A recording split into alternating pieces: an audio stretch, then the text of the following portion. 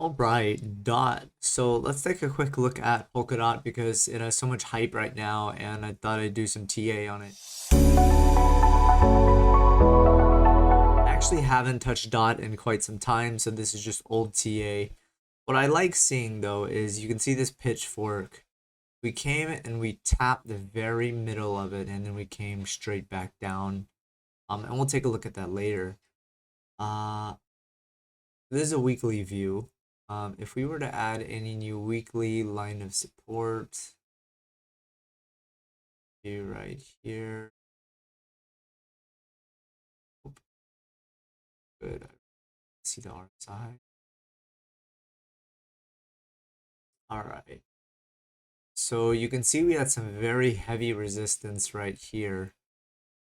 When we first touched it, we tanked quite a lot.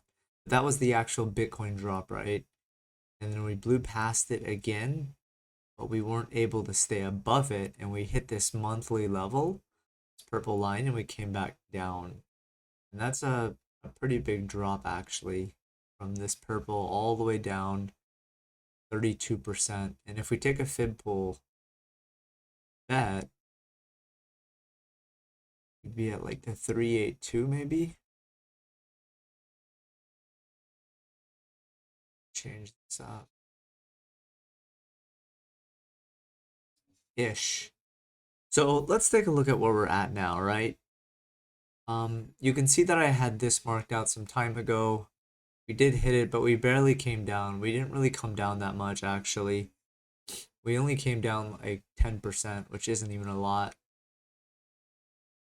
Um, but I always sell on these green boxes that I outlined just because it's a level for me to just, take profit and not have to think too much about it.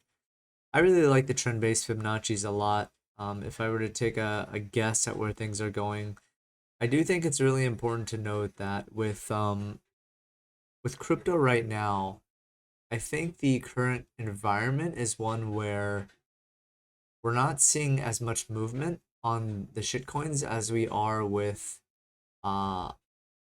we're not seeing as much movement with solid coins as we are with the bad coins.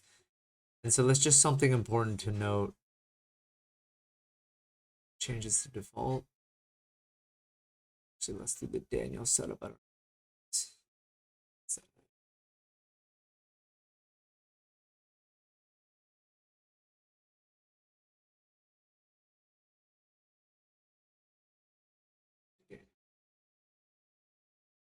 Usually, oh wow, you can see here on this trend-based fib, we pretty much tap the 618 and we're coming down lightly. But really, another level of confluence would have been the middle of the pitchfork. It's cool because we came back and we hit what? We touched the daily. Now, if we break below this, you can expect it to probably come down to the weekly as well. But with DOT, my personal belief is that you should always just not be touching coins that have pumped like this. You should wait, right? Like, let's say we had just gotten here and you would be waiting for something like this to go down even more if you really wanted to enter in.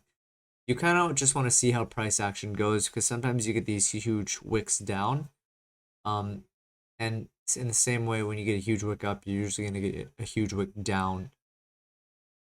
But anyway, personally for me, if I was in DOT, which I have very little of it left, I think I moved it all to Matic at some point when I saw it pump. I think it was right here when I dumped it for Matic, and I've just held Matic since around September 15th.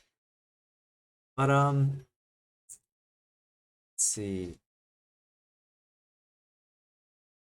So we have the pitchfork going. Let's see if we can get some confluence with another tool.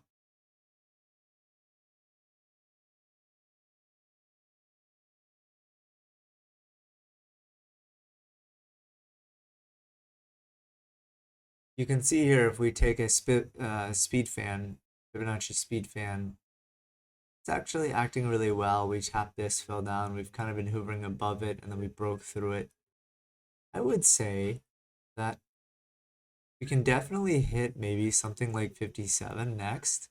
Now, just note that there's always a difference between short-term, mid-term, and long-term time frames where you just have to understand that, yeah, in the short term we'll hit this, but some people are predicting something way higher, and it's very possible, but you just got to realize that they're talking about further out in the future. What I like about this speed fan is that you're usually going to see like time, right? So for example, if we were down here and we had pulled the speed fan is from the top, so it's applicable all the way through from May all the way till now, right? And you can see like you can kind of guess to be like, okay, if we're at $25, it would be around, like it's basically a way that you can predict time and price. You would use it in confluence with a whole bunch of other stuff though, like the Fibonacci time, which I'm not well versed at. But anyway, just taking a look at the technical analysis for dot, what one of the best ways I think to do this is to just be like, okay, what happened in the past? And what do we think will happen next if we go by what happened in the past? So if we look from the low to the high, we touched the 382 or we came up. So one could say that this is a powerful uptrend. And right now we have lifted off from the 382 and we're going further. But if we take a fib pull from this, I need to zoom in.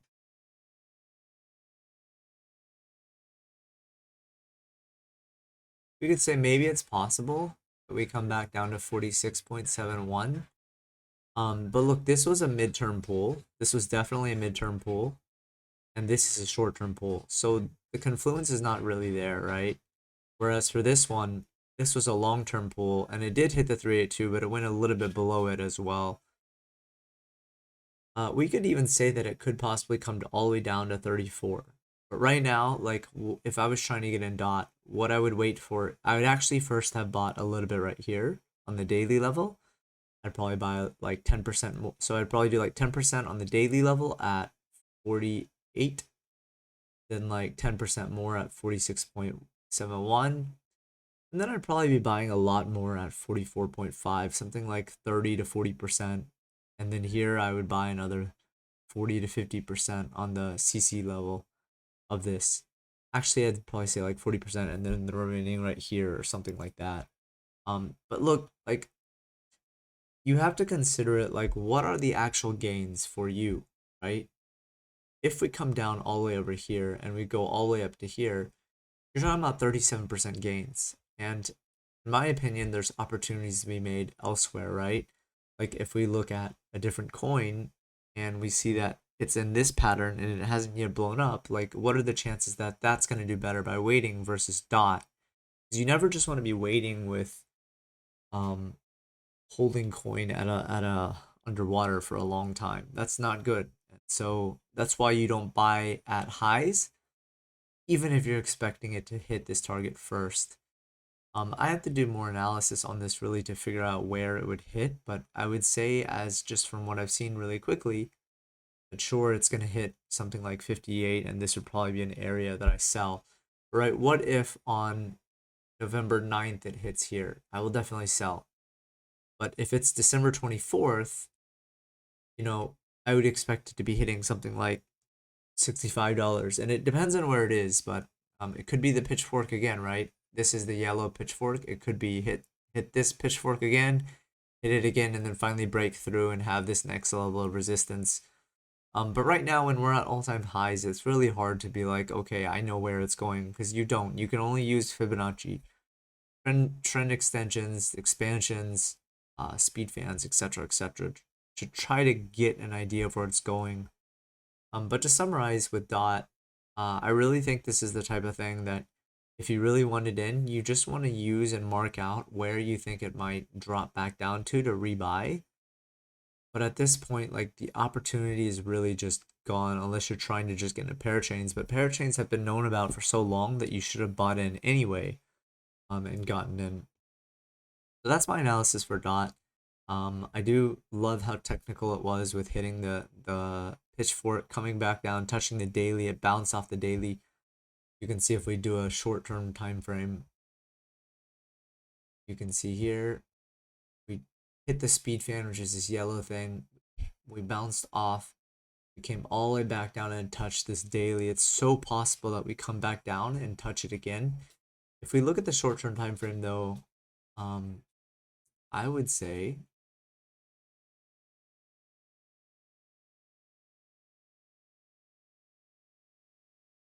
not using my mouse because I had to plug in my microphone, and so it's a little bit harder.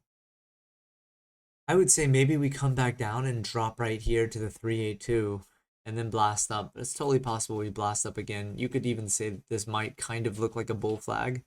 It's not really, but you know, it could even follow the exact same pattern of it for all we know.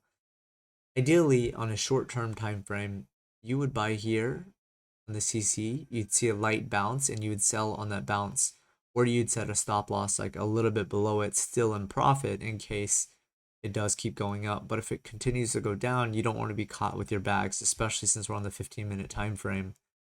But again, you know, like I just think this opportunity has passed, and it should be something that you just ignore and move on unless you really badly want to dot, then buy at these levels. You know, start dollar cost averaging in.